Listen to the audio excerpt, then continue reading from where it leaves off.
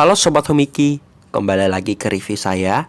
Kali ini kita akan membahas salah satu SUV yang bisa dibilang SUV paling laku ya, atau salah satu SUV leather frame yang paling laku.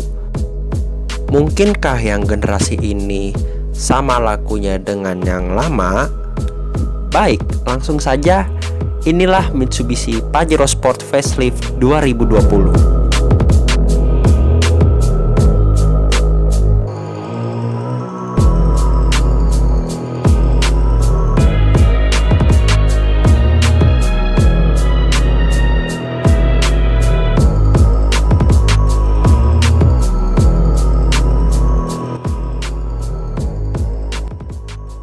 Kata Pajero Sport sendiri berawal dari Mitsubishi Pajero yang banyak dijuluki orang sebagai Pajero beneran.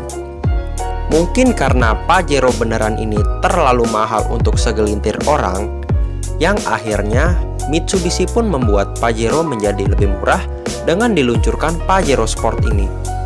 Dan pada akhirnya, entah kenapa Pajero Sport ini terlihat lebih menarik daripada Pajero.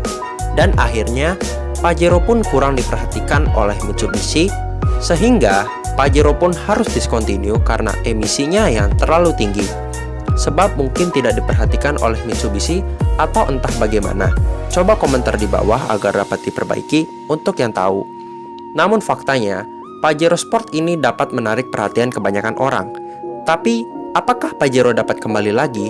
Ya, kita tunggu saja update dari Mitsubishi, syukur-syukur dapat terwujud. Anyway, kali ini kita akan membahas Pajero Sport Facelift yang sudah keluar di Thailand beberapa waktu silam. Seperti apa mobilnya? Tonton video ini sampai habis.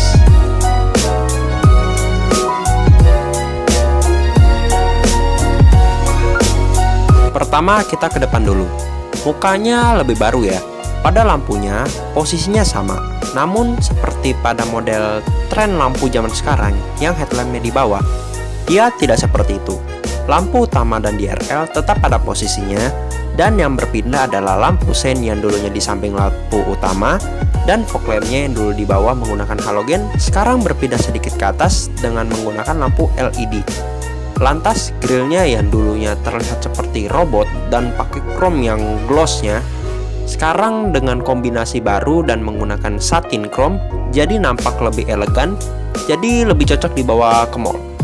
Desain dynamic shieldnya sedikit berubah dari yang dulunya lebih tajam, sekarang terlihat lebih tegas dan mencerminkan SUV dari sebuah Pajero Sport. Kalau kita perhatikan, di logo Mitsubishi ini terbuat dari akrilik dan berkaca-kaca, yang menandakan ada sensor yang tampak dalam logo 3 berlian ini. Kurang lebihnya, sensor yang diberikan seperti pada Pajero Sport varian Dakar Ultimate dan Dakar 4x4, seperti sensor cruise control adaptif, rem otomatis, dan sebagainya. Untuk unit yang di Thailand, beberapa tipe sudah mendapatkan kamera 360 derajat di sekujur bodi. Lantas, ada juga sensor 4 titik untuk di depan. Coba Anda perhatikan di bagian bawah headlampnya di sini. Ini ada headlamp washer, dan kalau kita ingat, headlamp washer yang ada di Pajero yang sebelum facelift, dia posisinya tertutup dan dapat dibuka. Nah, dan yang baru ini posisinya menjadi fix. Ya, ini cukup detail. Namun saya masih suka yang lama karena kesannya lebih rapi secara penampilannya. Kita ke samping. Dari samping ini perubahannya ya cukup minim ya. Dari keseluruhan yang berubah signifikan hanya di velgnya saja. Yang bentuk velg 6-spoke dual tone-nya ini mirip-mirip dengan Pajero Sport Dakar Rockford Fosgate Limited Edition dan diluncurkan di IMS 2018 lalu. Panjang mobil ini mencapai 4.695 mm, lebar 1.815 mm, dan tinggi mencapai 1.840 mm. Ground clearance mobil ini mencapai 218 mm. Expander cross saja 225 mm. Tapi ambil positifnya saja, kita kan bawa mobil ini di kota. Dan seberapa sering sih kita bawa mobil sampai off-road berat? Paling off-road ringan. Toh ground clearance pendek juga berpengaruh besar kepada konsumsi bahan bakar, jadi bisa hemat. Selebihnya, chrome yang sampai ke belakang ini yang agak doff, chrome di handle pintu, chrome di spion disertai dengan lampu sen serta kamera yang sudah dilengkapi dengan kamera 360, sisanya mirip-mirip semua sih. Langsung saja kita ke belakang. Di belakang ini perubahannya ya cukup banyak ya. Dan perubahan yang paling signifikan ada pada lampunya. Desain lampunya masih sama, namun yang membedakan adalah konfigurasinya. Kenapa begitu? Jadi pada lampunya ini, lampu remnya yang dulunya di atas menyelimuti lampu sennya, sekarang turun ke bawah bersama lampu mundurnya. Lantas, lampu yang menyelimuti lampu sen dan yang membuat bentuk air mata ini adalah lampu malamnya. Bicara soal lampu menangis, panjang lampunya ini sedikit berkurang karena di Pajero yang lama, lampu reflektornya ada di bawah lampu malam. Setelah facelift, reflektornya berpindah ke arah bawah yang menyerupai bentuk knalpot.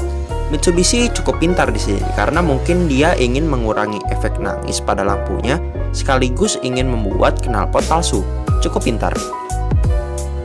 Selebihnya, lampunya mayoritas LED dan itu bagus. Di sisi lain, bempernya terlihat gagah dan ada reflektor seperti yang saya bilang sebelumnya. Ada sensor 4 titik di belakang, kamera mundur sekaligus kamera 360 derajat, antena shark fin, spoiler dengan motif baru, dia jadi berliku-liku, list chrome di atas plat nomor baru, dan selebihnya masih sama dengan yang lama. Bagasi mobil ini kurang lebih sama seperti yang lama, namun yang beda, dia sudah pakai power tailgate, keren. Sisanya untuk konfigurasi dan isi-isi bagasi masih sama dengan yang lama. Saat kita masuk ke dalam, yang langsung menarik mata adalah desain head unit yang sekarang terintegrasi, seakan menyatu dengan AC-nya. Lantas desain speedometer jadi lebih advance lagi. Dengan instrumen TFT full color 8 inch seperti ini, konfigurasi layarnya dapat diubah-ubah tergantung mood kita. Di samping kanan ada petunjuk tangki bahan bakar, dan di sebelah kiri ada petunjuk suhu. Lantas untuk MID-nya ada warning, tanda pintu, dan setting kendaraan. Salah satu yang unik dari speedometernya ini ialah satuan kecepatannya. Kenapa? Karena di sini ada satuan kilometer per hour dan miles per hour, yang mana ini ditampilkan secara bersamaan. Jadi kita bisa melihat satuan kecepatannya dalam kilometer per hour dan mile per hour secara real time. Secara overall, desain instrumen ini sangat futuristik. Dan desain instrumen seperti ini cuman satu-satunya di kelasnya hanya dimiliki oleh Pajero Sport ini. Posisi menyetir dari mobil ini sangat nyaman. Setirnya bisa diatur tilt dan teleskopik. Dan ada pedal shift yang khasnya Mitsubishi. Pedal shiftnya ada di luar setirnya, jadi posisinya fix. Di setir sebelah kiri ada pengaturan head unit, dan di sebelah kanan ada cruise control, dan di bagian bawah ada pengaturan Bluetooth, teleponi, dan sebagainya. Kita ke samping, ada tombol start stop button, pengatur spion, stability control, sensor sonar, dan ada tombol untuk menghidup matikan sensor rem mendadak. Lalu ada tombol kosong yang seharusnya diisi dengan tombol pintu bagasi. Tapi kenapa tidak ada? Karena tombol bagasinya ada di samping tombol hazard seperti ini. Banyak yang tidak suka, tapi kita ambil positifnya saja, agar penumpang dapat menekan tombol ini saat ingin membuka bagasi. Jadi tidak perlu minta tolong ke driver lagi. Lantas kita ke tengah. Ada tombol AC dan head unit yang lebih besar daripada yang lama, dan ini terintegrasi. Dalam head unitnya kurang jelas apa fiturnya, namun pasti kita akan temukan navigasi satelit, Apple CarPlay, Android Auto, dan citra kamera 360 derajat. Nanti kita lihat lagi update-nya apa yang terdapat dari head unit Pajero Sport ini. Secara keseluruhan, desain interior mobil ini sedikit berubah dari kisi-kisi AC yang sekarang lebih kecil. Kurang lebihnya mirip dengan yang ada di Mitsubishi Triton yang baru. Sisanya semua sama dengan yang sebelum facelift. Namun, saya tidak melihat ada sunroof di mobil ini. tapi digantikan dengan rear seat entertainment seperti pada varian Dakar Ultimate. Tapi semoga Mitsubishi nantinya akan memberikan dua opsi sunroof dan rear seat entertainment seperti sekarang, karena dua opsi ini sama-sama menarik. Baris kedua dari mobil ini kurang lebihnya masih sama dengan yang sebelum facelift. Legroom dan headroom sama juga. Dan yang baru di sini, seperti yang saya bilang sebelumnya, ada rear seat entertainment dan bisa mirroring ke smartphone Anda. Lantas, di bawah ada slot USB yang kalau biasanya mobil ada slot 12 volt, di Pajero Sport Facelift ini ada slot 220 volt dan 150 watt AC. Jadi bener overland ready ya. Bisa bawa rice cooker, charge laptop, dan sebagainya. Lantas ada armrest dengan 2 buah cup holder.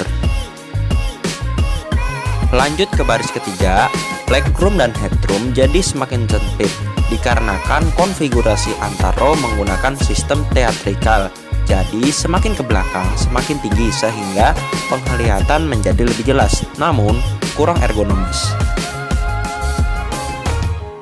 Untuk urusan dapur pacu, Pajero Sport dibekali dengan mesin berkode 4N15 dengan tenaga 181 PS dan torsi 430 Nm, yang mana ini terbesar di kelasnya. Namun, akselerasi dulunya kalah dengan Chevrolet Trailblazer. Namun karena Trailblazer sudah minggat dari Indonesia, jadi Pajero Sport lah yang kembali menjadi raja di kelasnya.